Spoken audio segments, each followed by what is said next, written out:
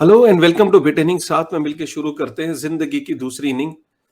Dubai Dubai में आप लोग मुझे और प्रणव को आप लोग देख रहे होगे, तो मैं आपको बता दूं कि हमने 30 एपिसोड के बाद और तपस्या के बाद, मतलब 1 साल 1.5 साल की तपस्या के बाद फाइनली मैं और प्रणव मिले थे। तो आज का शो कुछ अलग टेंजेंट पे है, अलग फीलिंग के साथ है। और प्रणव आपको जितना स्क्रीन पे दिख रहे हैं इससे 10x है। मतलब इस कैंडल को आप छोटा मत समझो, ये कैंडल मुझसे भी बड़ी है। मतलब प्रणव की हाइट क्या बोलूं मैं, मतलब 7 फीट, 7 फीट तो ज्यादा हो गया। 6 फीट, 6 फीट 2 इंच या 1 इंच के आसपास है प्रणव की हाइट। मतलब प्रणव तुम जितना स्क्रीन पे एहसास दिलाते हो उससे 10x हो। और टैलेंट में भी, हाइट में भी, ऑरा में भी, और तुम्हारा जलवे यार मैंने दुबई में देखे। प्रणव की जलवे का ये आलम था कि देखिए, हम लोगों का जो नेटवर्क है ना वो है फाउंडर्स के साथ, इन्फ्लुएंसर्स के साथ, लेकिन प्रणव का तो इन लोगों के साथ तो है ही, लेकिन प्रणव का जो कोर रिलेशनशिप है मैंने देखा, दुनिया के बेहतरीन जो बड़े-बड़े डेवलपर्स थे, जो अलग-अलग प्रोजेक्ट्स पे बहुत काम कर रहे हैं, उनके साथ प्रणव का मैंने एक अलग लेवल पे रिलेशनशिप देखा। बहुत तगड़े लेवल की दोस्ती देखी और प्रणव के पूरे जलवे देखे। प्रणव ने वहाँ पे जीआरटी को वहाँ पे वो कुछ एक प्रेजेंट कर रहे थे, वो भी देखा। फोटोग्राफ्स हमने शेयर करी थी, अभी भी प्रणव शेयर करेगा। सो आज का जो शो है बहुत ही इंपॉर्टेंट है। वेब 3 की दुनिया जो दुबई में थी हमने देखी, काफ़ी सारी चीज़ें ऑब्जर्व भी करी। मैंने आज ये भी ट्वीट किया कल कि क्यों इतनी जनता दुबई जा रही है, उसको भी मैं यहाँ पे थोड़ा-सा शेयर करूँगा कि क्यों जनता, क्योंकि आप सब ये सोच रहे होंगे कि टैक्स बचाने के लिए जा रहे हैं, बिल्कुल ऐसी बात नहीं है, गलत बात है। टैक्स बचाने के लिए नहीं जा रहे, वहाँ पे बहुत सारी चीज़ें हैं दुबई में जिसकी वजह से वहाँ पे जनता जा रही है। So thank you very much guys. I think आज का जो सेशन है वो बहुत ही इंटरेस्टिंग होने वाला है। सो प्रणव, वेलकम बहुत एंड हाउ इज़ बहुत यू फीलिंग? एनलाइटनिंग मतलब होगा। मैंने आज को शेयर की है टी-शर्ट भी स्क्रीन तुमने अपनी। शायद 1 इंच की पहनी क्या टी-शर्ट? मुझे क्या कॉन्फ्रेंस में बात मिली है! थी। अमेजिंग, अमेजिंग, सही है। तो मैंने पहनी, मैंने शेयर की है अपनी स्क्रीन। आप हाँ, उसको श्योर। अगर दिखाओ तो it's like it is the first photo with you and me. इसमें तो सेम ही हम लग रहे हैं, पर मैं झुक गया हूँ थोड़ा काशिफ भाई दिस के लेवल पे आने के लिए। This is amazing. मैं ये लिटरली, मतलब मैं ये सोचता था कि इंडस्ट्री में अपनी हाइट ठीक-ठाक है, लेकिन पहली बार कोई टक्कर का मतलब हाइट में मिला। और अमेजिंग यार, मतलब प्रणव, वो स्क्रीन पे पता नहीं लगता है। So this was I think definitely. Amazing time. हम लोग एक इथ इथ दुबई की जो प्री कॉन्फ्रेंस पार्टी थी उसमें ये हम लोग मिले थे। और क्या अमेजिंग माहौल था, क्या अमेजिंग डेवलपर कम्युनिटी थी, कितने अमेजिंग लोगों से मुलाकात हुई, क्या इकोसिस्टम वहाँ पे सारा का सारा आया हुआ था, तो बड़ा ही मज़ा आया वहाँ पे। बहुत बहुत मैं बताना चाहता हूँ कि लाइक ईद दुबई जो था, it was the first time Ethereum conference was happening in Dubai, right? Before that 2018-19 में ईथ इंडिया हुआ था। इस साल भी काफी बातें चल रही हैं, डेफोलियो करेगा उसको और काफी बड़ी तरह से करेगा। पर Eid Dubai was the first time Ethereum community was meeting in Dubai, ठीक है? और इथेरियम कॉन्फ्रेंसेस की मेन और सबसे अच्छी बात क्या होती है कि उसके अंदर जो अधिकतर लोग आते हैं, they are not you know VCs, or they are not what we can call as the business folks. They are more so developers and people who have developed protocols and are coming to look forward to new things that have been achieved in the ecosystem. Different different presentations होती हैं कि अभी हमने क्या किया है और हमसे गलती क्या हो गई। आपने कोई और कॉन्फ्रेंस में देखा है कि लोग ये डिस्कस करें कि हमने गलती क्या कर दी है? कभी नहीं होता। That's the enrichment of Web3, that's the richness that Web3 has, right? तो उसके बारे में डिस्कस किया। और it was really magical to meet Kashif definitely in person after 1 or so year. हम ये डिस्कस कर रहे थे about having this episode, these kind of episodes live। 1 साल हो गया होगा उसको, and finally we made it happen in December and the journey began. It was so nice to meet him. मैं बता सकता हूँ आपको that the way he speaks to you right now, जिस जिस जिस तरह के अच्छे ओरेटर हैं वो, उतने ही अच्छे बात करने में है काशिफ भाई। आप कभी भी बात कर दोगे, ये नहीं लगेगा कि like India is one of the very few big crypto influencer personalities. आपको कभी भी ये नहीं लगेगा। आप यू विल टॉक लाइक अरे भाई, एकदम कंधे पे हाथ रख के आपसे एकदम भाई जैसे बात करेंगे। Very nice. बहुत ज्यादा टाइम तो मिल नहीं पाया हम, क्योंकि काशिफ भाई को बहुत सारी मीटिंग में जाना था, बहुत सारी जगह मिलना था। बट जितनी भी देर मिले, it was really fun. We had we partied, and it was an amazing time I would say. हम अगली बार हमने ये खुद भी सोचा है कि बिट इनिंग को वीडियो शूट कर करके पूरे ईथ दुबई का मजा दिखा, या फिर जो भी कॉन्फ्रेंस में हम जाएंगे उसका पूरा का पूरा एक कंपाइलेशन बनाएंगे वीडियोस का, and will show it to you guys so that आपको फोमो ना हो, आप भी इस कॉन्फ्रेंस के पार्ट बन सको, आप भी एक तरह से इसके अंदर रह के समझ सको कि like we were also part of it despite not being able to be present at ETH Dubai और एनी ऑफ सच कॉन्फ्रेंसेस। हाँ, तो मैंने डेफिनेटली अपना रिकॉर्ड किया है, वो वीडियो अंडर प्रोसेस है, होपफुली कल तक वो वीडियो आ जाएगा। काशिफ भाई मैं आपके वीडियो शेयर कर रहा हूँ, आप जिस दिन से मिले थे दुबई में। हाँ, सो बेसिकली आप सब दानिश को तो जानते हो, जो एक्सट्रीम राइट पे हैं, क्रिप्टो कानून के को-फाउंडर भी हैं, इतने साल मैंने इनके साथ काम किया। और अब तो दानिश जो है वो बिट ड्राइव क्रिप्टो एक्सचेंज एक आ रही है, तो काफी कंप्लायंट है और कंज्यूमर ओरिएंटेड है, तो उसका ये लीगल एंड कंप्लायंस को हेड कर रहे हैं। अब ये दानिश भाई दुबई शिफ्ट हो गए। सेंटर में जो है वो धर्मवीर है। धर्मवीर बेसिकली एनएफटी प्रोजेक्ट लेके आ गया इनका, इनफैक्ट ऑलरेडी उसकी मिंटिंग चालू है, तो zo.world। और बहुत लोगों को मैं बता दूं तो धर्मवीर का ऑलरेडी वेब2 के अंदर बहुत सक्सेसफुल प्रोजेक्ट है। दुनिया का सबसे बड़ा बैकपैक जो हॉस्टल चेन है, वो जोस्टल करके, वो ऑलरेडी धर्मवीर की है। जॉस्टन। ओ जोस्टल, वाह। तो ये इनके साथ बड़ी एक्सक्लूसिव अरे मीटिंग थी, वाह। इनका काफी अच्छा एनएफटी प्रोजेक्ट आ रहा है। अ, उसके अलावा ये तो मैं बहुत, हूँ। मतलब ये प्रणव की फोटो देखो ना, प्रणव ये क्या कर रहे थे तुम यहाँ पे, थोड़ा सा जनता को बताओ। ये मैं ईथ दुबई जो है, ईथ दुबई जो कॉन्फ्रेंस है, उसके अंदर I was presenting on the main stage about Web3 stack. Normally क्या होता है ना कि जब हम नए एक इकोसिस्टम में घुसते हैं तो we want to like have to have the complexity of using that ecosystem, but we also want relevance. तो मैं ये प्रेजेंट कर रहा था ईथ दुबई के अंदर कि अगर आप इथीरियम पे आ गए हो, ब्लॉकचेन के ऊपर आ गए हो, तो ब्लॉकचेन का ही स्टैक यूज करना पड़ेगा, वेब3 का ही स्टैक यूज करना पड़ेगा। You will have to have new skill sets. ऐसा नहीं हो सकता कि आप like you cannot take shortcuts. If you have chosen the path of decentralization, then you have to go towards the route of decentralization, and whatever you are using in your application to make it or call it decentralized application, you will have to build it using the decentralized web3 stack. उसी के बारे में 30 minute की मेरी talk थी। काफी अच्छा reception मिला, काफी लोग सुन रहे थे इसको, एंड आफ्टर द कॉन्फ्रेंस, मतलब after the talk, there was a very big discussion about this कि ये करंटली इंडस्ट्री में क्यों नहीं हो रहा है, जिससे बहुत सारे डिसेंट्रलाइज्ड एप्लीकेशन वल्नरेबल हो जाते हैं। तो काफी इंटरेस्टिंग टॉक थी मेरी, and I had a lot of fun presenting about this in Dubai main stage.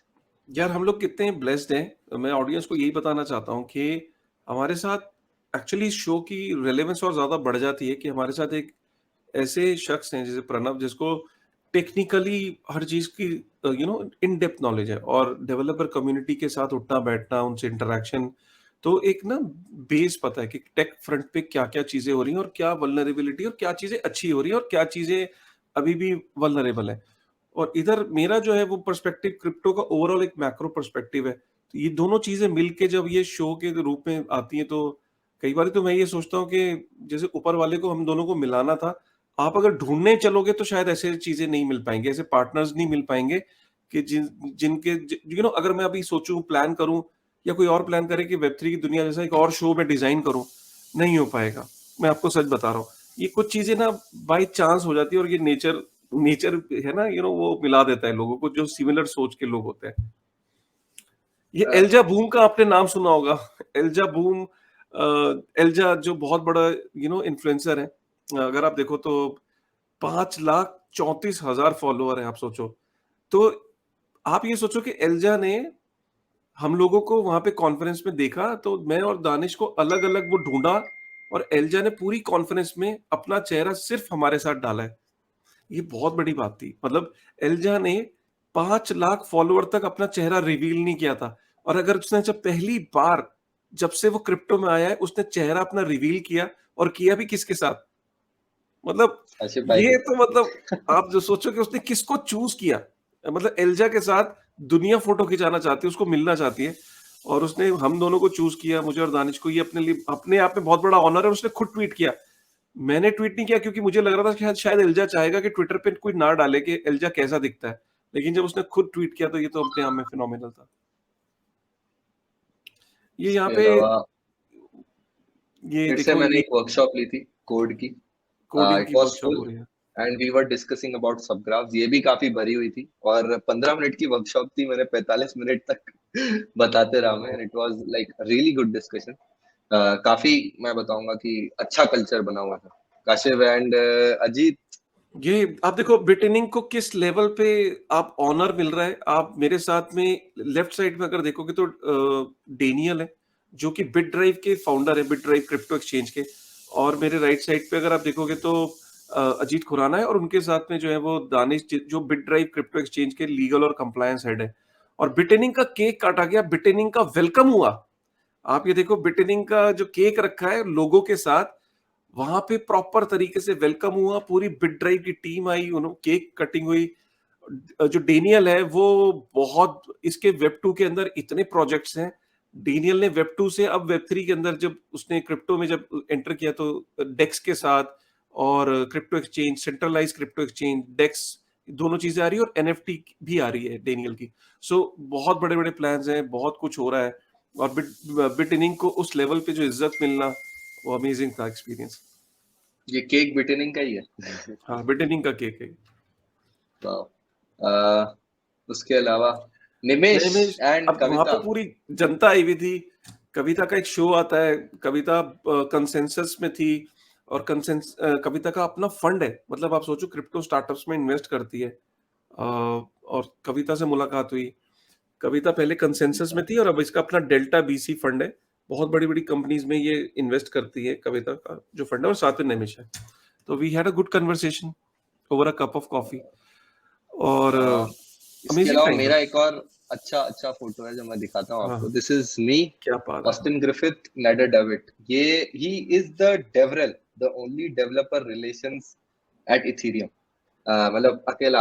If you see Austin Griffith काफी पहले से इथेरियम के बारे में डिफरेंट डिफरेंट टूल्स बनाते हैं, इसको डिस्कस करते हैं। austin@ethereum.org। इसके आई had a long conversation with him about how to make Ethereum and the tooling on Ethereum much more pronounced, and how to get, like, developers involved in the Ethereum ecosystem more and get their values associated to it. Also, the second photo is with Nader. मेरा he's another person who works at the graph. एक किसी दिन हमको उनको live show के अंदर भी लाएंगे. But right now, I had a great time with him. He is the founder of Developer DAO. किसी कभी we'll discuss in detail about Developer DAO. Founder of Developer DAO and a very big person and a very well known person in the Web2 space. इनका बहुत लोग बोलते हैं इनका बहुत बड़ा हाथ है to get Web2 people into getting interested into Web3. So I had a big conversation with them about how are developers in the Web2 world feeling about Web3 and what are the toolings that are lagging, ताकि हम और ज्यादा अच्छा developer ecosystem बना सकें Ethereum और related blockchains के अंदर। तो काफी अच्छी नाइट थी, काफी पार्टी की हमने। Amazing amazing. मतलब ऑस्टिन ग्रिफिथ के बारे में मैंने ये सुना है कि अ, जितनी बड़ी इस बंदे की शख्सियत है, मतलब अगर विटालिक के बाद अगर इथेरियम इकोसिस्टम में बात होती है किसी की, तो ऑस्टिन ग्रिफिथ की। और ऑस्टिन ग्रिफिथ से टाइम स्पेंड करने को ना लोग 15 मिनट 20 मिनट के लिए ना, ये होता है कि ये बंदा प्रोजेक्ट को देख के बता देता है कि तो काफी सारे लोग ये चाहते हैं कि इनके साथ मुलाकात हो जाए, और ये इतने ही हम्बल है। मतलब अगर आप इनको अप्रोच करोगे, डीएम तक करोगे, तो ही रिप्लाइज, डिस्पाइट द फैक्ट कि बंदे का बहुत बड़ा स्टेचर है। मैंने बहुत तारीफ सुनी है ऑस्टिन ग्रिफिथ की। Very very well known in the ecosystem. He's one of the reasons why initially developers came into Ethereum, right? तो इन्होंने इनिशियल टूल्स बनाया था। अगर आप स्कैफोल्ड ईथ, कभी कोई अगर डेवलपर है वो हैकेथॉन्स अटेंड करता है तो उसको स्कैफोल्ड ईथ से शुरू करना चाहिए। इस तरह के उन्होंने टूल्स बनाए to make Ethereum known to the developers. So in general, all in all, Ethereum, ये जो हमारा दुबई का ट्रिप था उसमें बाइनेंस ब्लॉकचेन वीक में भी काशिफ गए थे। ऑल्सो मैं इथेरियम दुबई में था mostly. Also I had some parties in general with the Indian developer community. उसका भी एक फोटो है मेरे पास, आपको मैं दिखाता हूँ। The Indian developer community in Dubai. तो मोस्टली वो दुबई में रहते नहीं है वो लोग, again to just clarify. Most of them live in India but they were in Dubai for the conference, ठीक है। वो मैं आपको दिखाता हूँ एक बार। दिस इज काफी काफी वाइब्रेंट और बड़ी कम्युनिटी थी, सबसे मिलके काफी मजा आया। We discussed, most of them knew about web3 की दुनिया। तो काशिफ भाई ने हमको भी थोड़ा सा अपने साथ फेमस कर दिया। नहीं नहीं यार, फेमस मैं तो वो ये कह रहा हूँ कि जो मुझे तो सबसे अच्छा कॉम्प्लीमेंट ये मिला कि जिससे भी मिले वो ये जानता था कि वेब3 की दुनिया के बारे में जानता था, किसी को भी इंट्रोड्यूस करने की जरूरत नहीं पड़ी। और दूसरी चीज सबने अप्रिशिएट किया कि जो जेन्युइनली आप जो जिस स्पेस में आप काम कर रहे हो ना, आप एजुकेट कर रहे हो, आप और प्रणव, मतलब अमेजिंग है। और लोगों ने हमारे शोज देखे हुए थे। मुझे थोड़ा सा लग रहा था कि शायद हमारा अभी नया है, 30 एपिसोड ही हुए हैं, तो अभी शायद लोगों को बहुत इंट्रो करनी पड़ेगी, बताना पड़ेगा। बट यार जेन्युइनली लोग देख रहे थे। That in itself is a amazing, I mean it's a compliment for both of us. Definitely, and I hope the Indian community knows about it. अब मैं लाइक काशिफ को बोलूंगा, एक बार आपने एक बहुत ही इंपॉर्टेंट ट्वीट किया था थोड़ी देर पहले ही, लाइक कल रात को किया था। वाई लाइक वो जो दुबई वाली जो ट्वीट की थी उसके बारे में, क्योंकि मैंने एक छोटी सी एक मतलब गलती कर दी थी कि मैंने एक ट्वीट पोस्ट किया था हम्म थोड़े दिन पहले कि जीएम दुबई। तो लोग हम्म। उसमें एकदम पीपल स्टार्टेड टॉकिंग कि यार the crypto community is moving to Dubai, सब लोग दुबई जा रहे हैं, इतना बकवास देश है हमारा, इतने सारे like the fud started being created that India is bad for crypto, India is bad for development and growth and everybody is moving to Dubai and India is not a great country, Dubai and UAE is a great country. उसी को address करते हुए काशिफ, एक तो पहली बात, मैं नहीं जा रहा हूँ दुबई, ठीक है, I am back in India, I am back in Indore, back in my home country and making web3 happen through और India. मैं भी दुबई नहीं जा रहा हूँ। बहुत लोगों ने बोला कि भाई वो दुबई, भाई मैं दुबई इसलिए गया था कि मैं ये देखने गया था कि लोग दुबई क्यों जा रहे हैं। मतलब आप यहाँ ट्विटर पे बैठ के तो अंदाजा नहीं लगा सकते ना। So I just wanted to have a feel कि why people are going to Dubai. And just imagine this tweet has already, this thread has taken 500 likes. लोगों को एक्चुअल में मैंने रीजन बताया कि दुबई क्यों जा रहे हैं लोग, राइट। देखो सिंपल सी बात है, बट इसको समराइज कर देता हूँ, ट्वीट ट्वीट नहीं पढ़ूंगा मैं पूरा। वहां पे दुबई जो है ना, वो इतना छोटा एरिया है कि अगर Bangalore is 731 square kilometre area में, तो दुबई जो है इट्स ओनली 35 स्क्वायर किलोमीटर। अब आप बोलोगे इसका क्या रेलेवेंस है। अब आप सोचो कि जब इंडिया ना बहुत बड़ा है, तो अगर मेरे को किसी वेब3 के प्लेयर से मिलना है, जैसे प्रणव से मिलना है, तो प्रणव किसी और शहर में रहता है, बैंगलोर में कोई और शहर में रहता है, बॉम्बे में कोई डेवलपर रहता है। यहाँ पे इकोसिस्टम में लोग मिल नहीं पाते इतने फ्रीक्वेंटली। दुबई क्या है, सिर्फ 35 स्क्वायर किलोमीटर में, मतलब बैंगलोर से कंपेयर करें तो सोचो बैंगलोर का 10% से कम एरिया है जो दुबई का जो मेट्रो सिटी एरिया है। हालत यह है कि हर बंदा एक दूसरे से एक एक आम की दूरी पे रहता है। अगर जैसे मैं चाहूं प्रणव से कि 1 घंटे में मिल लूं, तो प्रणव से मैं 1 घंटे में मीटिंग फिक्स करके मिल लूंगा। भले ही हालत मैं ये अबू कि धाबी में रहता हूँ, हाँ, और अबू धाबी शारजा। कुछ लोग, अच्छा मैं अबू धाबी, शारजा, दुबई तीनों जगह घूम रहा था।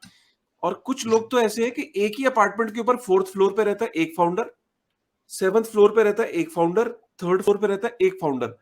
एक ही एरिया में, मरीना एक एरिया है, वहां पे मैक्सिमम लोग वहीं रहते हैं, मतलब 70% लोग मरीना एरिया में ही रहते हैं। तो ये आपस में लोग चाय की दुकान पे मिलते हैं, बन मक्खन खाते हैं, मतलब ये ऐसे मिलते हैं, कभी शॉपिंग करते हुए एक दूसरे से टकरा जाते हैं, उनको मजा आ रहा है, वन नेटवर्किंग हो रही है, इसलिए लोग दुबई जा रहे हैं। दूसरा, Dubai is a very safe area. Dubai के अंदर जो क्राइम रेट है वो दुनिया का वन ऑफ द लोएस्ट है। एंड दुबई के अंदर आप किसी भी वक्त चले जाओ, you will find women are walking with the children. 2-3 बजे भी आप देखोगे कि वहां पे शॉपिंग चल रही है, लोग इधर से उधर जा रहे हैं। It's very safe for women as well. Third, ये इंपॉर्टेंट चीज है कि जो फाउंडर्स हैं वो कह रहे हैं कि लोगों को लगता है कि बड़ा आसान होता है एकदम शिफ्ट कर जाना, यहाँ फैमिलीज भी हैप्पी हैं, क्योंकि यहाँ पे सारे स्कूल्स हैं, बच्चे भी खुश हैं, यहाँ पे शिफ्ट होना भी आसान है, राइट। और दुबई के अंदर 30 दिन के अंदर, 30 दिन से कम समय के अंदर आपको वहां पे रेजिडेंसी वीजा मिल जाती है, कंपनी फॉर्म हो जाती है। वहां पे बंदे भी सेट हो चुके हैं, जैसे वहां पे एक बंदा है, उसका नाम है मुस्तफा, और ऐसे वहां पे कई लोग हैं जो ये सर्विसेज प्रोवाइड प्रोवाइड करते हैं कि 30 दिन के अंदर बंदा वहां पे सेटल हो जाता है। तो रेजिडेंसी वीजा, बच्चे का स्कूलिंग, कंपनी की रजिस्ट्रेशन 30 दिन के अंदर। तो इतना आसान कर दिया है वहां पे गवर्नमेंट ने रिलोकेट करना, इसलिए लोग जा रहे हैं। और ऑब्वियसली लोगों को ये लगता है कि, और वहां पे सबसे बड़ी बात है वर्चुअल एसेट रेगुलेटरी, एक रेगुलेटर भी है, क्लैरिटी है, तो इसलिए लोग वहां जा रहे हैं। और इम्पोर्टेंट बात वहां पे ये है कि वो लोग फाउंडर्स का ही कह रहा था कि लोगों को लगता है कि यार टैक्स से बच जाते हैं। हाँ, इनकम टैक्स नहीं है, लेकिन दुबई में डिफरेंट डिफरेंट तरीके के फाइन्स और फीस हैं। जैसे दुबई में इंश्योरेंस बहुत महंगी है, दुबई में टोल्स बहुत महंगे हैं, दुबई में टैक्सेस बहुत महंगी हैं, दुबई में रेंटल्स बहुत महंगे हैं। तो दुबई में सब कुछ अच्छा नहीं है। और अगर आप टैक्स में बचा रहे हो ना पैसे, इनकम टैक्स में, तो वहां पे स्टैंडर्ड ऑफ लिविंग बहुत हाई है। लेकिन उसका भी एक फाउंडर्स ने बताया मुझे कि दुबई में इन्फ्लेशन बहुत कम है। तो दुबई में जो रुपी और दुबई की जो वैल्यू है, आप देखो दुबई की जो करेंसी की इतनी तेजी से डिबेस नहीं होती, राइट? क्योंकि दुबई की जो इकोनॉमी वो सेल्फ रिलायंट है, टूरिज्म इतना ज्यादा है कि वो अपनी इकोनॉमी को उनको स्ट्रॉन्ग कर रखा है। तो बहुत सारे फैक्टर्स हैं यार, मतलब हमें ना यहाँ बैठ के ये कमेंट पास करना बहुत आसान है, अरे वो टैक्स बचाने के लिए लोग जा रहे हैं वहां। ऐसा नहीं है, वहां माहौल, पूरी दुनिया वहां पे आ गई। वहां पे बाइनेंस आ गया, एफटीएक्स आ गया, बाइबिट आ गया, कंपाउंड आ गया, यूनिस्वाप, तो यूनिस्वाप नहीं, एक और वन इंच आ गया, ठीक है? तो ये सारे कंपनीज के पॉलीगॉन वहीं पे है, सारी कंपनीज वहीं पे बेस हो गई। ईपीएनएस भी हमारा जो फाउंडर, ये जो हमारा स्पॉन्सर है ईपीएनएस, वो भी वहां पे है। तो सारे के सारे वहां शिफ्ट हो चुके हैं। मैं तो इस एक और मेन बात ये है कि सिर्फ क्रिप्टो फाउंडर्स ही नहीं शिफ्ट हो रहे हैं, web 2 founders in general, web 2 companies भी दुबई जाके like they are making their bases there. और मुझे ऐसा लगता है for a big country like India it is not possible. तो यू शुड मतलब should not criticize India at any cost on this particular base कि people are moving to Dubai because of their great policies.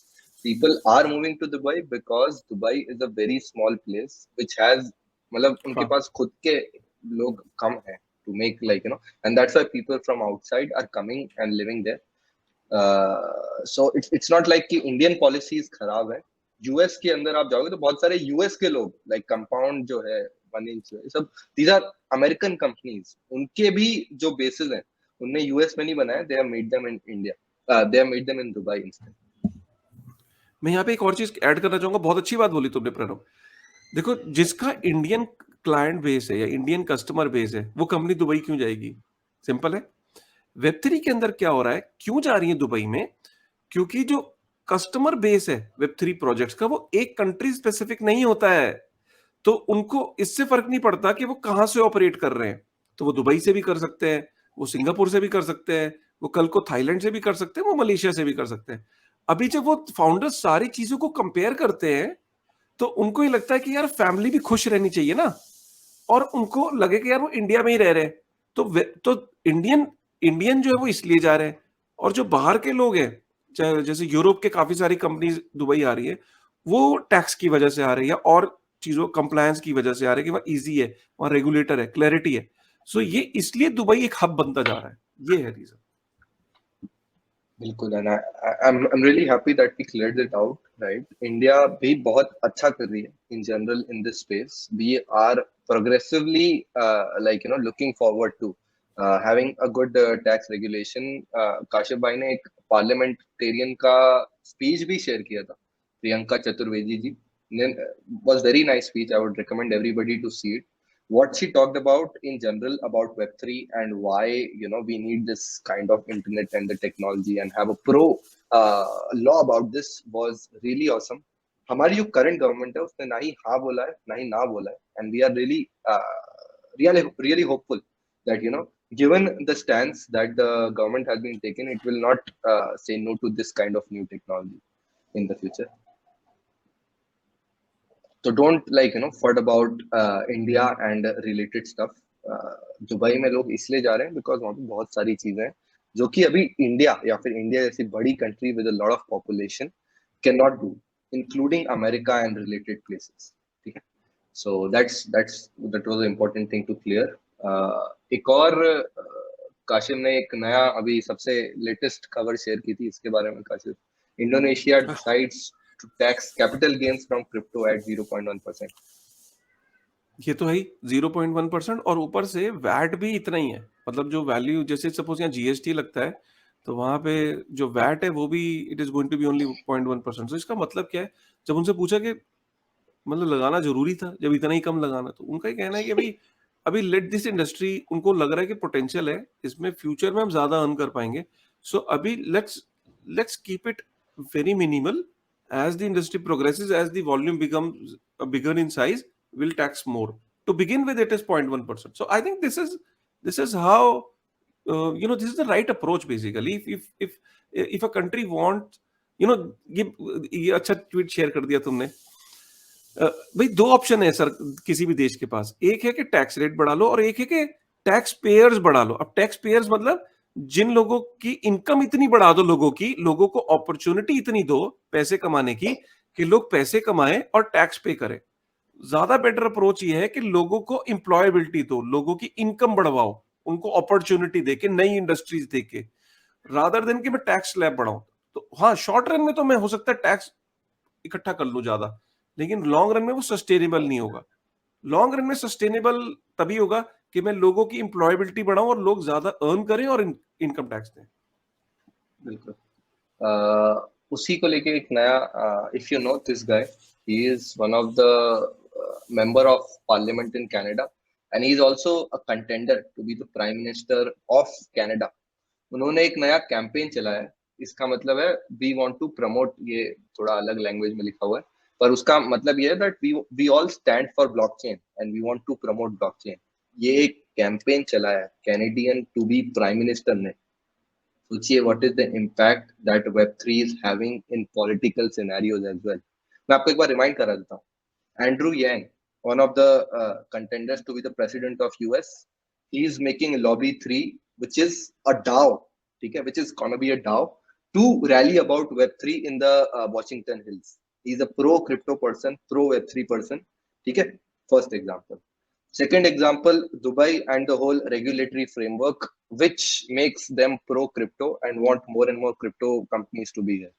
Priyanka Chaturvedi ji in the parliament as well as one more person, BJD के एक और senior parliamentarian है, उन्होंने भी Web3 और crypto को अपनी वॉइस पिनाकी घोष जी ने बताया कि Web3 is important and it is gonna it is important to have that particular thing in our place. Third and fourth and again very much important, the contender to be the prime minister of Canada has recently come out with this campaign, right, known as We Stand for Blockchain and we want to promote blockchain in Canada. कितना बड़ा impact political journeys पे भी हो रहा है लोगों की by promoting and including blockchain in their campaigns, because blockchain in general is becoming a mass movement. Web3 in general is gonna be something like internet. पहले लोगों को लगता था कि इंटरनेट से जॉब जाएंगी, but eventually people came to know that internet is required to make the future happen. Similarly, Web3 में लोगों को लगता था it is poisonous, it is like creating problems, ये tax evasion का तरीका है. But now slowly and steadily politicians, governments, as well as in general the society and ecosystem is understanding that without Web3 the future does not exist. And if we want to have a progressive, decentralized, possible internet based future, we'll have to have Web3. If we are pro technology, we have to be pro Web3, or crypto is an essential part of that Web3 ledger. No doubt about it. अब regulatory अपने discuss कर लिया. Now should we discuss the sponsor? Yeah, so Ethereum push notification service is basically जितनी भी Web3 के अंदर जो tabs बन रही हैं, जो नोटिफिकेशंस आएंगी आपको जब आप उनसे इंटरैक्ट करोगे. इनफैक्ट ये जो EPNS है, रेडी प्रोजेक्ट है. मतलब ऐसा नहीं है कि ये भी फ्यूचर में आएगा. आप इसमें मेटामास्क के थ्रू आप कनेक्ट कर सकते हो EPNS की वेबसाइट पे जाके, और वहां पे काफी सारी एप्लीकेशंस हैं. उन एप्लीकेशंस को चूज कर सकते हो जिससे आपको नोटिफिकेशन चाहिए. ऑलरेडी इतने सारी कंपनीज के साथ इनका टाई अप हो चुका है. बालाजी श्रीनिवासन से लेके निश्चल शेट्टी, संदीप नैनवाल, ये लोग इसको बैक कर रहे हैं, एडवाइजर्स हैं. सो आप ऊपर भी अगर देखो, थोड़ा ऊपर करना, थोड़ा सा और जिनकी पार्टनरशिप्स है, आप ये देखो कितने ENS, पॉलीगॉन, यूनिस्वाप, आवे, मेकर, मतलब आप हर एक के साथ आप यहाँ पे उनकी डैप में जाके आप वहां जाके इन एप्लीकेशन के साथ नोटिफिकेशन ऑन कर सकते हो. और बेस्ट पार्ट पता क्या है कि अगर जब आप नोटिफिकेशंस ऑन करते हो तो आपको एक पॉइंट पे जाके आपको रिवॉर्ड भी मिलता है, तो you also get rewarded for having this notifications through EPNS. So this is amazing, मतलब सर्विस भी इनकी ले रहे हो और साथ में you are also getting rewarded in terms of DAI, आपको वहां पे यूएसडीसी या स्टेबल कॉइन के अंदर आपको रिवॉर्ड मिलता है। ईपीएनएस का ऐप भी लाइव है, ईपीएनएस if you का want ऐप to भी go लाइव and है follow. और ईपीएनएस का क्रोम एक्सटेंशन भी लाइव है। ठीक है, लेट्स मूव ऑन। जो एक फंड क्रिएट हो रहा था ना सब कुछ को लेके कि वेब3 के लोग इंडिया में इन्वेस्ट मतलब इंडिया में इन्वेस्ट ही नहीं करेंगे, इंडिया पीछे रह जाएगा, तो हमने फर्स्ट चीज तो क्लियर कर दी काशिफ भाई के बड़े से ट्वीट के साथ। अब एक अच्छी न्यूज के साथ उसको सर्टिफाई भी कर देते हैं। Coinbase to invest in India crypto Web3 amid max tax regulations. Coinbase ने बोला है that they'll be investing about 1 million, मेरे को exact invest $1 million in various crypto currencies and Web3 initiatives via in-person pitching event. And in general, they are very bullish on this. Yeah. So if you see, Brian Armstrong is already in India. मतलब he just arrived yesterday, and I have been personally invited to attend that event. ये मेरे लिए बहुत बड़ा honor है. I got a invitation from Coinbase US. तो मैं तो हैरान हो गया, मैं कहीं इनको मेरा ईमेल आईडी किसने दिया, बट इंडस्ट्री है, किसी ने तो दिया ही होगा. So somehow I got that invitation, and 7th को so what they are having is basically एक तो Coinbase का लॉन्च है. Coinbase का ऑलरेडी सॉफ्ट लॉन्च अभी भी है. Coinbase की यूपीआई के थ्रू आप उस पे मनी डिपॉजिट भी कर सकते हो, और वहां पे उस दिन मेजर अनाउंसमेंट जो है वो 7 तारीख को है. I am also going there. Brian Armstrong के साथ साथ वहां पे बालाजी श्रीनिवासन है, पंकज गुप्ता से लेके, सबसे बड़ी बात ईपीएनएस के जो फाउंडर है, को फाउंडर रिचा, वो भी है वहां पे स्पीकर्स में. तो सिर्फ 5 लोग स्पीकर के पैनल पे है, और एक उनमें से ईपीएनएस की को फाउंडर भी है रिचा.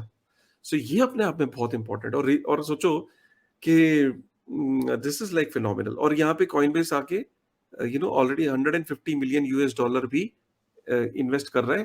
करीब 20 से 25 स्टार्टअप्स के अंदर वो पिच करेंगे, और Coinbase will be investing in them as well. So I think all in all, it's a great $150 sign. million and 300 full-time employees in India. Yeah, 300 full-time employees across India. So आप सोचो कि कितनी बड़ी opportunity अगर Indian government इसे realise करे कि Coinbase, Kraken, KuCoin, OKEx, Binance, Uniswap, 1inch, MetaMask, consensus, मतलब आप, मैं कई बार सोचता हूँ यार, हम इतनी बड़ी अपॉर्चुनिटी है हमारे पास, हमारे देश के पास, कि बैठे हम लोगों के साथ. अरे मेरे साथ नहीं बैठना है ना, आप और जो भारतीय बालाजी श्रीनिवासन आ रहा है इंडिया में, उसको बुला लो और एक बार ही समझ लो कि भाई किस तरीके से हो रहा है, क्या इसमें पोटेंशियल है, क्यों बाकी देश इसमें प्रोग्रेस कर रहे हैं, हम इसमें मल्टीफोल्ड प्रोग्रेस कर सकते हैं. ऐसा नहीं है कि इंडिया पीछे रहे. इंडिया ने काफी सारी टेक्नोलॉजीज को बाद में अडॉप्ट किया, लेकिन उसमें बाद में भी ग्रो कर गई. जैसे कि मैं आपको एग्जांपल दूं, इंडिया के पास मास्टर कार्ड और वीजा जैसा प्लेटफॉर्म्स नहीं थे, लेकिन इंडिया ने रुपे लाया और रुपे ने गेम चेंज कर दी. इंडिया यूपीआई लाया, यूपीआई ने गेम चेंज कर दी. तो इंडिया एक ऐसा देश है, एक इतना ब्रिलियंट देश है, मैं आपको बताऊं कि जब रेस में लेट शुरू करते हैं तो भी जीत जाते हैं. बस मेरी गुजारिश ये है कि इतना लेट ना कर दें, इतना लेट ना कर दें कि वाकई गैप बहुत ज्यादा हो जाए, क्योंकि जब गैप ज्यादा हो जाएगा ना तो एनर्जी भी ज्यादा लगेगी, खर्चा भी ज्यादा होगा. तो बस यही गुजारिश है. आई थिंक ये इवेंट बहुत बढ़िया इवेंट रहेगा, इसकी काफी मीडिया कवरेज मिलेगी, और कोई बड़ी बात नहीं है कि बालाजी श्रीनिवासन के थ्रू इंडिया का जो एक्सपीरियंस है, जनरली वो ट्वीट्स बहुत शानदार करते हैं, वो गवर्नमेंट तक पहुंचेंगे. बिल्कुल, I am also very hopeful. Next up, Kashif भाई, खुश तो बहुत होंगे आप ये सुन के. ये तो हमारा बड़ा भाई है यार, ये तो मतलब इसका तो जितनी तारीफ की जाती है. दो काशिफ के दो बड़े भाई हैं, एक डो क्वान फ्रॉम लूना जो कि हर दिन $100 मिलियन ऑफ बिटकॉइन खरीद रहा है, एंड सेकंड माइक्रो स्ट्रेटजीज का Michael Saylor. When nobody from the S&P 500 was, or in general serious tech businesses was talking about Bitcoin, this guy went ahead and bought Bitcoin from $20,000 to a stature of 45, 50, $55,000 और आज भी खरीदना छोड़ नहीं रहा है, loan लेके खरीद रहा है and he keeps अच्छा, buying. मजे की बात ये है, लोन किस पे ले रहा है? सोचो कि उसने पहले बिटकॉइन इकट्ठे कर लिए, अब बिटकॉइन यूएस के अंदर आप उसके ऊपर कस्टोडियल सर्विसेज है और लोन भी ले सकते हो। अपने ही बिटकॉइन को पहले खरीदे, फिर अपने ही बिटकॉइन पे लोन ले रहा है, उसको एज अ सिक्योरिटी रख के, और उसको उसके ऊपर लोन लेके फिर से बिटकॉइन ले रहा है। मतलब बिटकॉइन की उसने जो एसेट है उसको इस तरीके से कर दिया है कि पहले बिटकॉइन खरीदो, बिटकॉइन के एसेट पे लोन लो, और लोन लेके फिर दोबारा से और बिटकॉइन खरीद लो।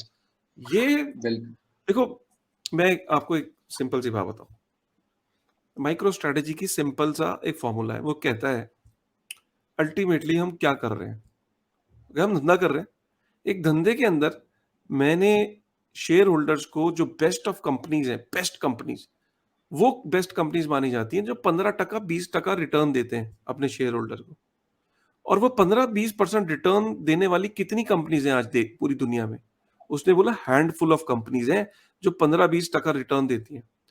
और ये 15-20% रिटर्न क्या हमेशा देती रहेंगी? नहीं। उसने फिर हिस्ट्री देखी कि काफी सारी कंपनीज एक लीडरशिप पोजीशन में रही, फिर उनका डाउनफॉल आता है।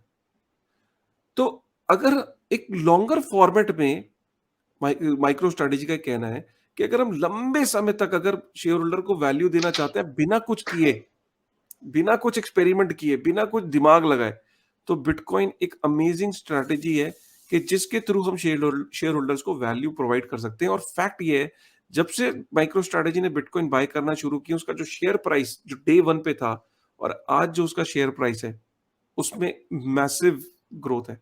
उसके चाहे मार्केट कैप में देख लो, चाहे उसकी शेयर होल्डर्स का रिटर्न देख लो, उसकी P&E रेशियो देख लो, उसका शेयर प्राइस देख लो। मतलब जो माइक्रो स्ट्रेटेजी है उसने शेयर होल्डर को तो रिटर्न दिया ही दिया, आज उसकी कंपनी के पास जितने बिटकॉइन हो गए, that makes MicroStrategy to be one of the most stable and strongest company. अब अगर आप ये एसेंट उसके पास जाओगे, PwC या किसी ऑडिटर के पास जाओगे, तो कहेगा नहीं नहीं नहीं नहीं, माइक्रो स्ट्रेटेजी से ज्यादा रिस्की कंपनी कोई नहीं है। लेकिन जो क्रिप्टो में लोग हैं वो कहीं ना कहीं ये जानते हैं कि बिटकॉइन जिसके पास इतने हो, तो उससे ज्यादा स्टेबल कंपनी क्या हो सकती है। बिल्कुल। उसके बाद अब एक बहुत ही सीरियस हैक को डिस्कस कर लेते हैं। ये बहुत डेंजरस है यार, ये बड़ा डिसअपॉइंटिंग है यार। सफर 621। मैंने तो पता इसके बारे में मैंने ट्वीट ही नहीं किया, पता है तुम्हें? मेरा इतना दिल टूटा इससे कि एक तो ना दिल इसलिए टूटा कि एक्सी इन्फिनिटी एक्चुअल में मतलब बहुत बड़ा बढ़िया काम कर रही थी। एक्सी इन्फिनिटी के थ्रू कई लोग अपने घर चला रहे थे। पेंडेमिक के टाइम में एक्सी इन्फिनिटी से फिलीपींस के अंदर और एशिया की कई कंट्रीज के अंदर लोगों के घर चल रहे थे गेम खेल के। 10 से 15 हजार रुपए कमा रहे थे लोग, कई घर हैं ऐसे, कई घर। और फिर ये न्यूज आई ना, तो मुझे ना मतलब लिटरली बहुत बुरा लगा कि यार, लेकिन इसके कंसर्न से हमारी चीजें हमें आज ये पता लगता है कि व्हाट, जैसे हम कहते हैं ना कि ब्लॉकचेन्स के अंदर अभी भी बहुत सारी वल्नरेबिलिटीज हैं, राइट? अब ये टेक्निकल है काफी कि ये कैसे हैक हुआ, ये मेरी भी समझ नहीं आया। ये शायद हमने प्रणव साहब डिस्कस कर बेटर लिया है बता काशिफ, हमने हाँ? हमने हमने इसको टेक्निकली डिस्कस कर लिया है, जो अगर इसके अंदर हैक हुआ है ना, इफ यू कैन जस्ट हमने उसको एक्सप्लेन, डिस्कस कर लिया है। If you can just explain थोड़ा सा लोगों को, क्योंकि जो इसका आर्टिकल मैंने पढ़ा ना कहीं पे भी, तो वो इतना टेक्निकल थोड़ा सा हैक हुआ है बैकडोर से जाके और वो आरपीसी नोड के थ्रू, वो मेरी समझ में इतना नहीं आया। इफ अगर तुम थोड़ा समझा पाओगे हुआ कैसे। बिल्कुल बिल्कुल, ये सबसे अच्छी बात, लाइक डेफिनेटली हैक बहुत ही बुरी चीज है, बट सबसे प्राउड होने वाली बात यह है कि अगर किसी ने वेब3 की दुनिया का शो शुरू से आखिरी तक टेक्निकल पार्ट्स देखे हैं उसके, तो ही विल अंडरस्टैंड कि Ronin chain in general was vulnerable to hack.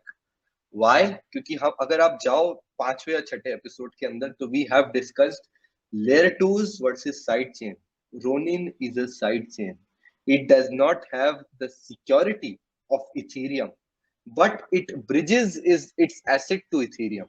ठीक है, सबसे पहली बात तो Ronin is a side chain, इसका मतलब ये है कि इथीरियम के जो 5000 वैलिडेटर्स हैं उससे रोनिन सिक्योर नहीं होती है। रोनिन एक साइड चेन है, ठीक है, and it can bridge its EVM side chain है, so it can bridge its asset to Ethereum, but वो अपनी खुद की एक साइड चेन है, ठीक है, उसके अपने खुद के वैलिडेटर इकोसिस्टम है, अपने खुद के वैलिडेटर नोड है।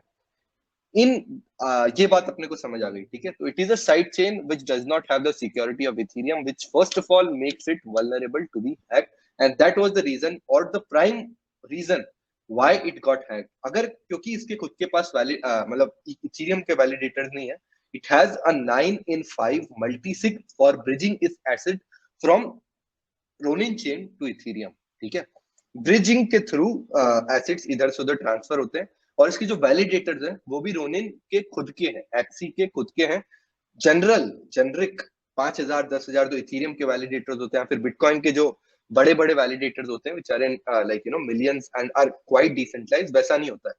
तो it has its own validators, और ये जो वैलिडेटर्स हैं इन्होंने अपना जो की था, प्राइवेट की था या फिर जो फेज बोलते हैं ना, वो एक वैलिडेटर इकोसिस्टम के अंदर रखा हुआ था, ठीक है।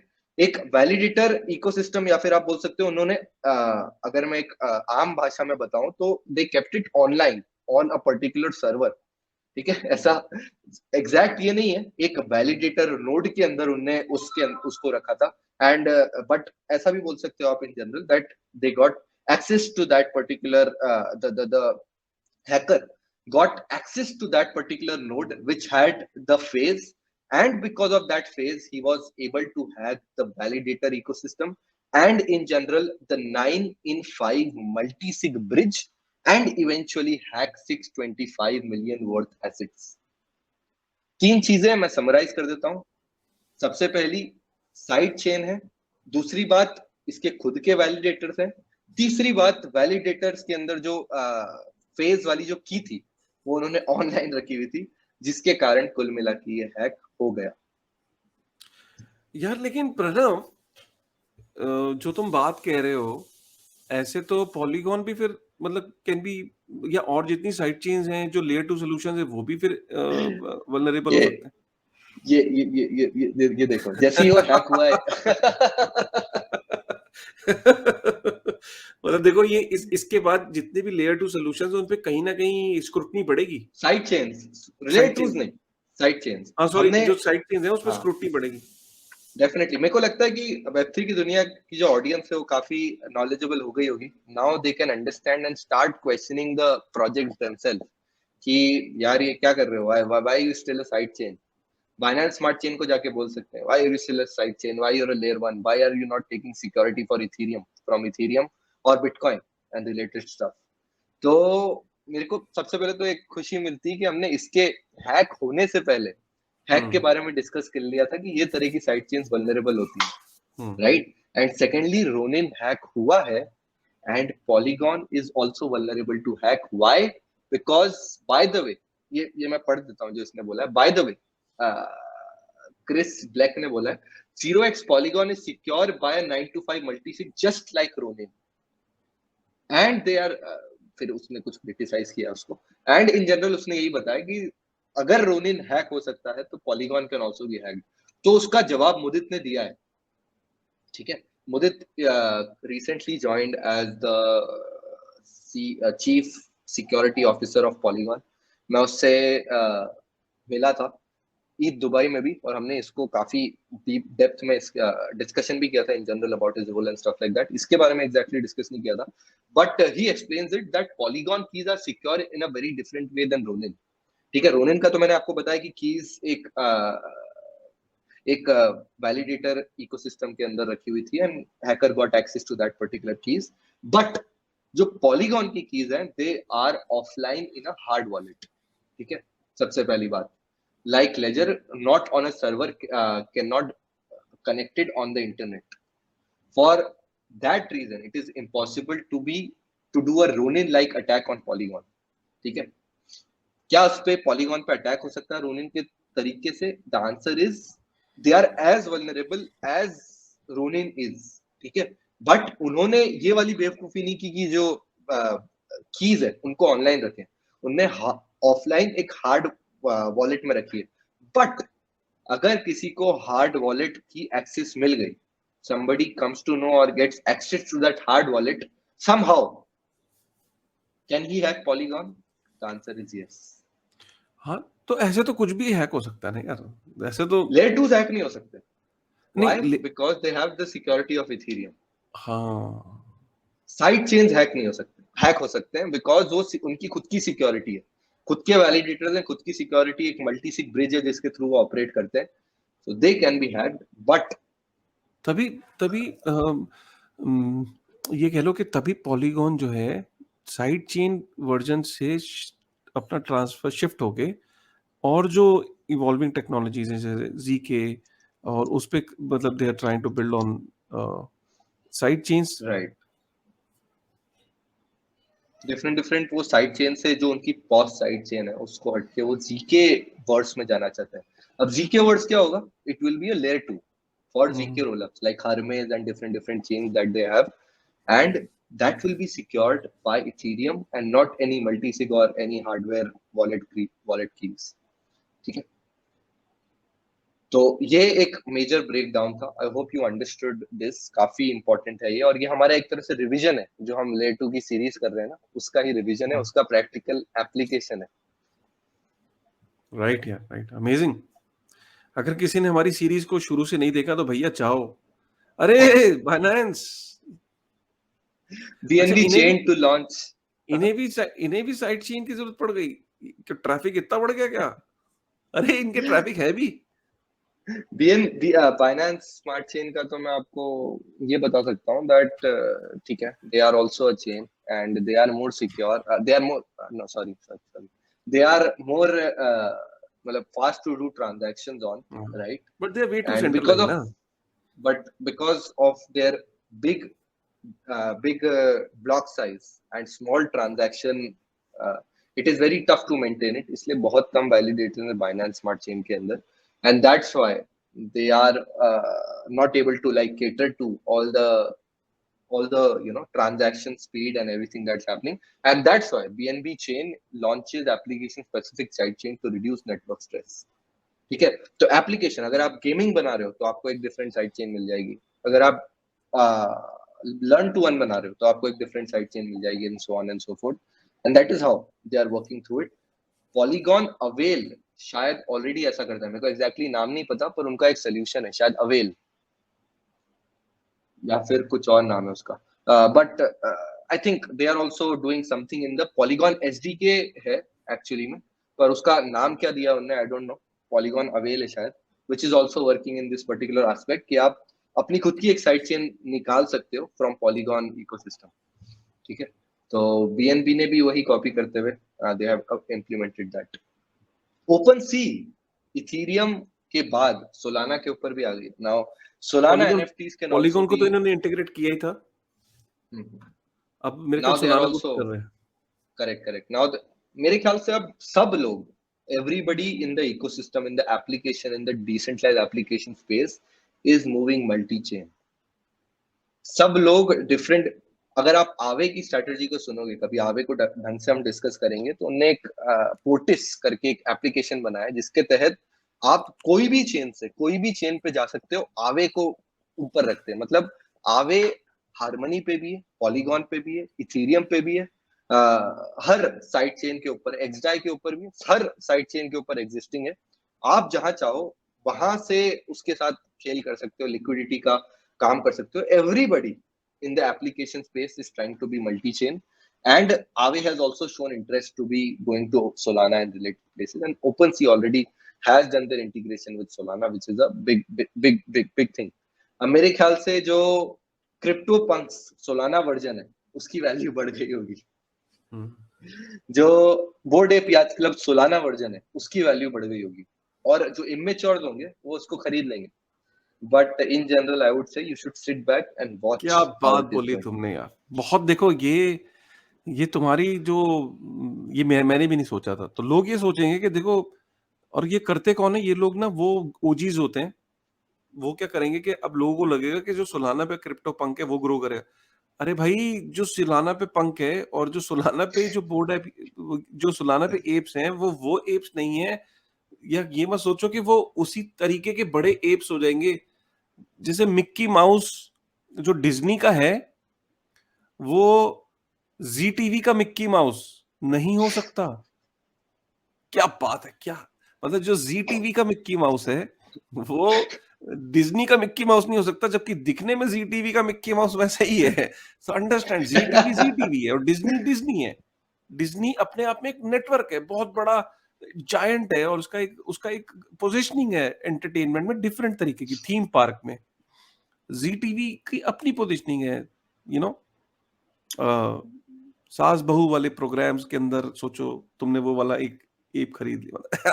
अरे आई होप तुम समझ रहे हो अब। लेकिन तुम्हें फोमो दिया जाएगा और तुम वहां जाके खरीद लोगे, खरीद चुके होगे, अब हंस रहे होगे कि अरे यार ये प्रोग्राम शिट, पहले देख लिया होता, पहले वेब3 की दुनिया देख ली होती। तुम्हारा ना उल्लू बिल्कुल। बनने से बच रहा है। थैंक यू बोला करो अगर वेब3 की दुनिया देखने के बाद अगर कुछ पैसे कमा रहे हो, प्रॉफिट कमा रहे हो। जबकि प्रॉफिट ऑब्वियसली बनाने का शो का मकसद ये नहीं है, बट सही डिसीजन अगर ले रहे हो और नुकसान से बच रहे हो, तो यार हमारा भी ध्यान रखो। ट्वीट करो, ट्वीट करो, आई रियली लव ट्वीट अगर करो। कोई ट्वीट करता है तो वेब3 की दुनिया के बारे में। मल्टी चेन को बढ़ावा देने के लिए ब्रिजिंग, एक प्रोजेक्ट है ब्रिजिंग का, just like connect, known edge layer zero. They have raised $135 million, led by A16Z, FTX, sequoia, 3 सबसे बड़े नाम। मैंने क्या बताया था आपको कि मल्टी चेन वर्ल्ड हो रहा है धीरे धीरे। आप जो भी एप्लीकेशंस दिख रहे हैं अभी, सब लोग, यूनिस्वैप ने भी बोला कि we can not rely on Ethereum, we have to go on Polygon and other layers. धीरे धीरे वो भी बढ़ रहे हैं। मल्टी चेन वर्ल्ड हो रहा है, और मल्टी चेन जब होगा तो ब्रिजिंग सोल्यूशन चाहिए होंगे। आप ये सोचो, क्या बात बोली प्रणव ने। अरे ओमनी चेन से पहले हमारे शार्डियम भी तो था, वो अभी निश्चल भैया ने भी तो करा था शार्डियम। शार्डियम है, ओमनी चेन है, पॉलीगॉन है, थेरियम है, सोलाना है, कार्डानो है, पता नहीं आगे कितने आएंगे, लेकिन एक बिटकॉइन है, ये रहा तक, और एक इथेरियम है। पता है, बहुत आएंगे, बहुत जाएंगे, मतलब जब तक ये, मुझे तो लगता है वेब3 एक ऐसा प्लेटफॉर्म है कि इसके ऊपर से अब दुनिया के जितने भी रॉकेट जो लॉन्च होने हैं, वो इस प्लेटफॉर्म से होते रहेंगे।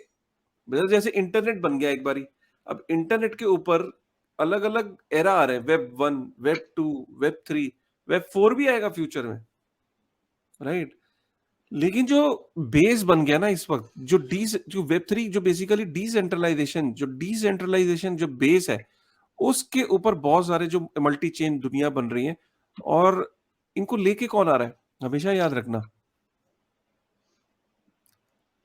जो कैपिटलिस्ट है ना, वो चाहते हैं कि अलग अलग चेन्स आए, थोड़ी बहुत ट्वीकिंग करें एग्जिस्टिंग सिस्टम में, और एक नई चेन ले आए, उसको नए सिरे से पोजीशन करें। क्योंकि जो कैपिटलिस्ट हैं, वो ये चाहते हैं कि नई चेन, नया हाइप, नई कम्युनिटी, नई विजन, और वैल्यू किसकी क्रिएट होगी, उन कैपिटलिस्ट की। और इसमें एंड्रीसन बहुत बड़ा कैपिटलिस्ट है, सेकोवा वेब 2 का बहुत बड़ा कैपिटलिस्ट है, जो वेब 3 में भी बड़ा बन रहा है। सो ये भी एक रीजन है कि आपको बहुत सारे मल्टी चेन वर्ल्ड बनेंगे, और वो ये कह रहे होंगे, we are the best solution for Ethereum, we are the best solution for Bitcoin, you know, these kind of things will be positioned, और आपको खिलाई जाएंगी वो गोलियां मीठी मीठी, और आप खाओगे। लेकिन अगर आपने वेब 3 की दुनिया देखी होगा, ये प्रोग्राम देखा होगा, तो आप नहीं खाओगे। बिल्कुल। इसी के साथ let's end the show. I hope you had fun. Thank you very much guys. अगर आपको ये शो पसंद आया हो तो प्लीज लाइक करेगा, सब्सक्राइब करेगा, और ये जो लास्ट में जो मूवमेंट्स हमने आज ये शेयर किए, अमेजिंग स्पेशल शो वैसे भी ये होना था, क्योंकि हम लोग दुबई से मिल के आए, पहली बार मैं प्रणव से मिला था, तो एक अलग लेवल का भी एक बॉन्ड और एक कनेक्ट हो गया। सो इस प्रोग्राम को और बड़ा करिए, इतना सीखने को मिलता है आपको। कोशिश करते हैं कि आपको सिखा रहे हैं, बता रहे हैं। अगर आप इसको शेयर नहीं करोगे ना, अपने जितने फ्रेंड सर्कल है क्रिप्टो में, अपने परिवार में शेयर करो, ट्विटर पे शेयर करो, टेलीग्राम्स में शेयर करो, ऐसा कंटेंट, आई एम श्योर कि आपको भी फायदा हो रहा है तो औरों को भी फायदा होगा। ठीक है, with this thought, thank you very much.